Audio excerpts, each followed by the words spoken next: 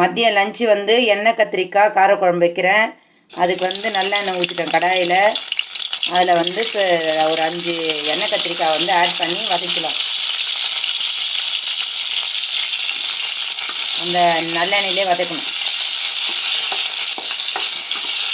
இதுக்கு கொஞ்சம் salt add பண்ணிக்கலாம்.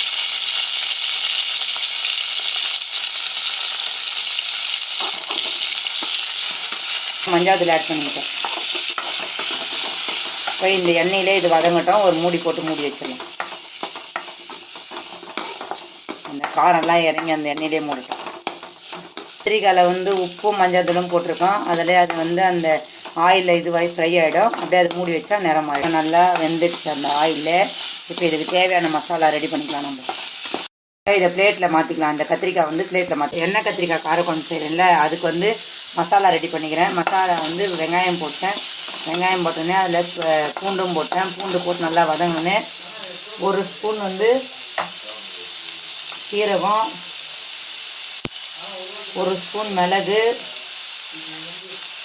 ஒரு இது வந்து சின்ன ஸ்பூன் வந்து இது வெந்தயம் எல்லாத்தையும் ஆட் பண்ணி நல்லா வதக்கலாம். மசாலாவில் வந்து தக்காளி 2 தக்காளி கட் பண்ணிட்டேன். இது நல்லா வதக்கிட்டு மிக்சியில் கூட அரைச்சிக்கலாம். அதில் கடாய் வச்சாச்சு. அதில் கடுகு போட்டேன். கொஞ்சோண்டு வெந்தயம் போட்டேன். இப்போ இதெல்லாமே ஆட் பண்ணிக்கலாம்.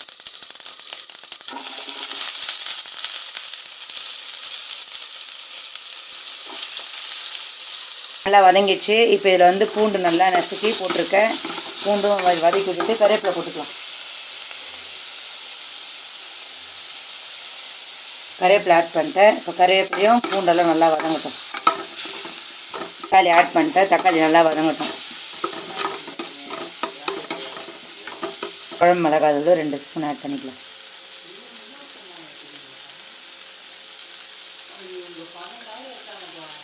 மஞ்சள் தூள் கொஞ்சம் ஆட் பண்ணிக்கலாம்.